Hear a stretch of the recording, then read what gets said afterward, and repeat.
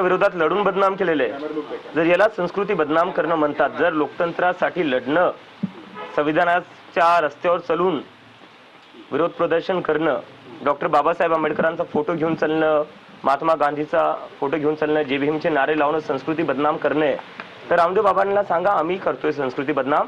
तुम्ही जे पतंजलीचे जे बनवतायत ना प्रोडक्ट्स, ज्याच्यावर सुप्रीम कोर्टी म्हणले की फसवणूक होतीये, त्याच्यावर थोडं लक्ष करा। संस्कृती आणि लोकतंत्र आणि देश हा जेनझी मला वाटते बऱ्यापैकी सांभाळून घेऊ शकतो।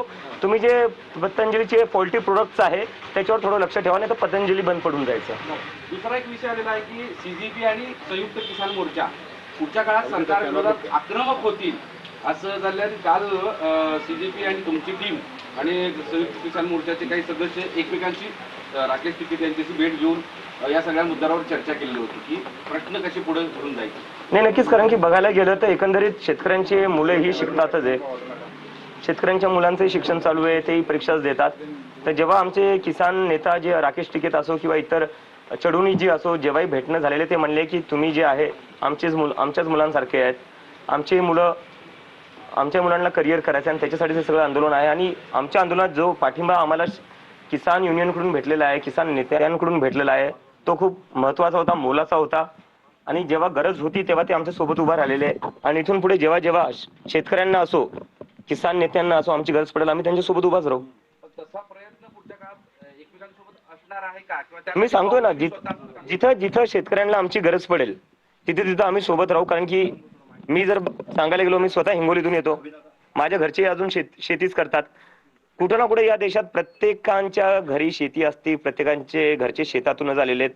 आपण काय सगळे आयटी कंपन्यातून, आपल्या घरचे आयटी कंपन्यातून आलेले नाहीये किंवा सरकारी जॉब मधून आलेले नाहीये। आपण सगळ्यांची सुरुवात ही शेतकरी घरातूनच झालेली आहे। त्यामुळे शेतकऱ्यांना जिथेही गरज पडेल तिथं आम्ही सोबत उभा राहू। राहुल गांधींनी काल प्रेस कॉन्फरन्स घेतली, ते असं म्हणाले की या सगळ्या विद्यार्थ्यांवर जे हल्ला करतायत, बुलेट चालवले, फायरिंग केली, त्या प्रकरणावर गृहमंत्री अमित शहा यांनी रिझाईन केलं पाहिजे आता, आणि ते केल्याशिवाय आम्ही स्वस्त बसणार नाही। मला तर वाटतं अगदी केलंच पाहिजे। कारण की दुसरा एक प्रश्न हा पण येते की कॉक्रोच जनता पार्टीला बाहेरून फंडिंग येते किंवा बाहेरून चालवण्यात येते। तर माझ्या मनात असा प्रश्न येतो, अमित शहा असताना हे सगळं शक्य कसं काय झालं? हे तर मग अमित शहाचं फेलियर आहे।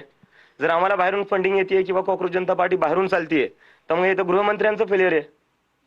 चाणक्य कसले मग तुम्ही असताना जर बाहेरून फंडिंग येते किंवा बाहेरून चालवण्यात येते, मग तर तुम्ही स्वतः फेल झाले आणि तुम्ही राजीनामा दिला पाहिजे।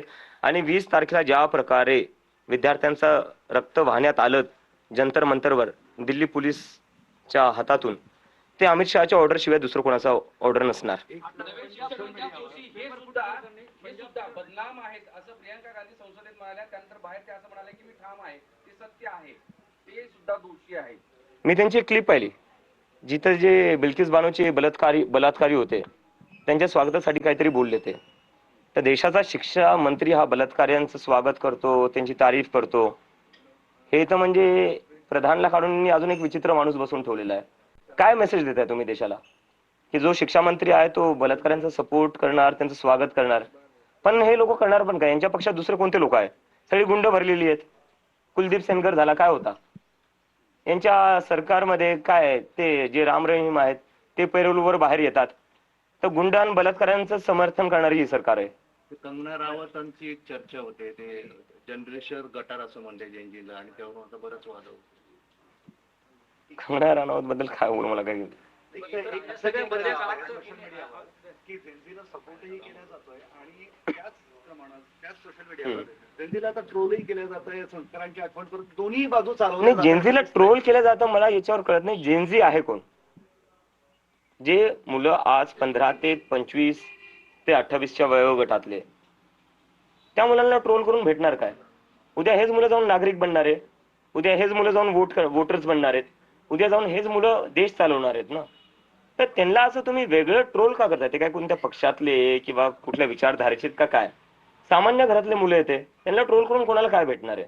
एक नाशिक पोलिसांनी आता एक एसओपी काढली आहे, म्हणजे जेनजीच्या आंदोलनाचा जो पोलिसांना त्रास झाला किंवा पोलिसांना त्रास झाला, त्यांनी एसओपी काढली आहे की आता जेनजीची पिढी आहे ती मोबाईल सुरू ठेवते आणि तुमचं सगळं रेकॉर्ड करते, तर ते काय करायचे अशी पोलिसांनी एसओपी काढली, याच्यावर काय मत आहे?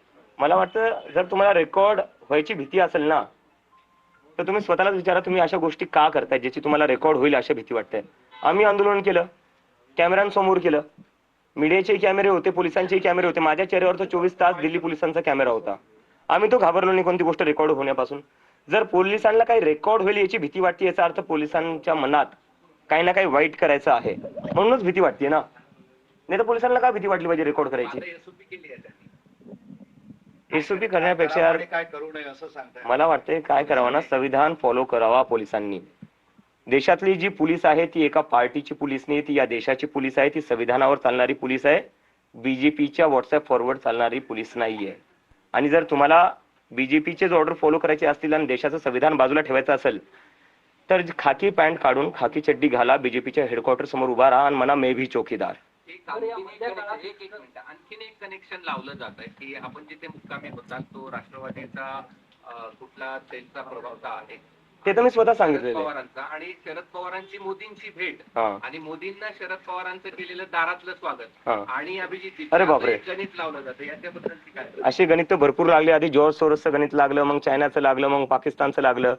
पण अनिश गावंडे हे तर मीडियालाही कळालं नसतं, हे मी स्वतः सांगितलेलं आहे.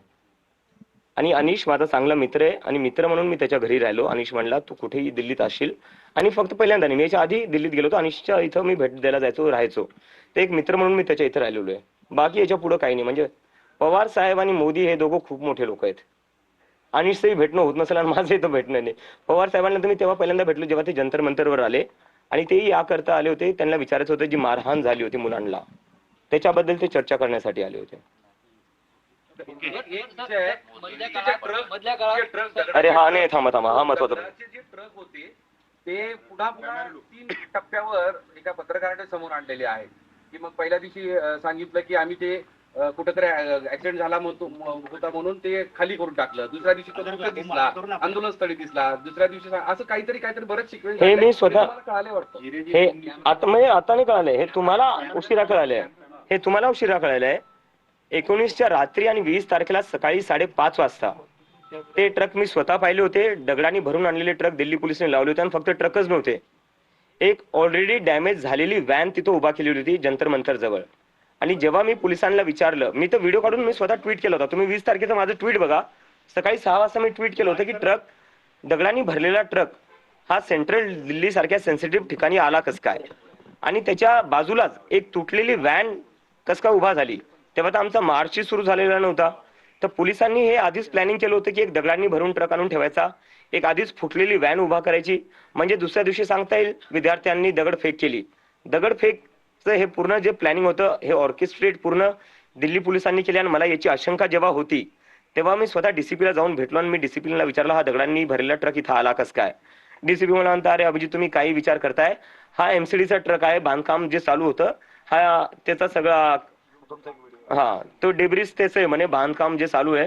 ते म्हणलं तुम्ही दुसरं कोणाला येड्यात काढा, आम्हाला येड्यात काढू नका. आम्हाला माहिती आहे पोलीस कशा प्रकारे अमित शहाची ऑर्डर फॉलो करते आणि कशा प्रकारे आधीच दगडांनी भरलेले ट्रक उभा करते, एक तुटलेली गाडी उभा करते, आणि नंतर बीजेपीचे गुंडे येतात, तेच दगड घेऊन बीजेपीचेच गुंडे पोलिसांवर फेकतात. आणि नंतर एकंदरीत असं सांगायचं की जे लोक विरोध प्रदर्शन करत होते, जे लोक आंदोलन करत होते त्यांनी दगडफेक केली. पोलीस, बीजेपीचे गुंडे हे सगळे सुनियोजितपणे 60 गाठीत यांचं सगळं हे प्लॅनिंग चालू असतं. आणि पहिली वेळ नाहीये. किसान आंदोलन मध्ये हेच केलेलं आहे, सीएनआरसी मध्ये हेच केलेलं आहे. जेव्हा जेव्हा आजकाल या देशात आंदोलन होतं तेव्हा दिल्ली पोलीस आणि बीजेपी यांची ट्युनिंग कशी असते हे आपल्याला दिसून येतं. प्रयत्न केले आहेत आणि सुरूही राहतील. सुरूही राहतील. अभिजित, विषय असा आहे की जर समजा एक मिनिट, जर समजा सगळ्या विरोधकांनी एकवटून आंदोलन केलं पुढच्या काळामध्ये या विषयावर, तर तुम्ही कॉक्रोच मोर्चा किंवा कॉक्रोच म्हणून तुम्ही हेल्प कराल का त्यांना त्याच्यामध्ये सहभागी व्हाल? कोणाला? या विरोधकांनी जे सर्व विरोधक एकवटले आणि त्यांनी जर आंदोलन केलं तर मला वाटतं आता हे फक्त विरोधकांचा प्रश्न नाही राहिलेला आहे. आपल्या देशात लोकतंत्र धोक्यात आलेलं आहे. आणि लोकतंत्र धोक्यात कसं आलेलं आहे, आपली जी ज्युडिशरी आहे त्याच्यावर एक प्रश्नचिन्ह निर्माण झालेलं आहे. सीबीआय ईडी काय आपण पाहिलेच आहे. आपल्या राज्यात जो शिवसेना फोडण्यात आला, एनसीपी फोडण्यात आला, हे कशामुळे शक्य झालं? सीबीआय आणि ईडीच्या दमावर हे सगळं केलेलं आहे. ते इन्व्हेस्टिगेटिव्ह एजन्सी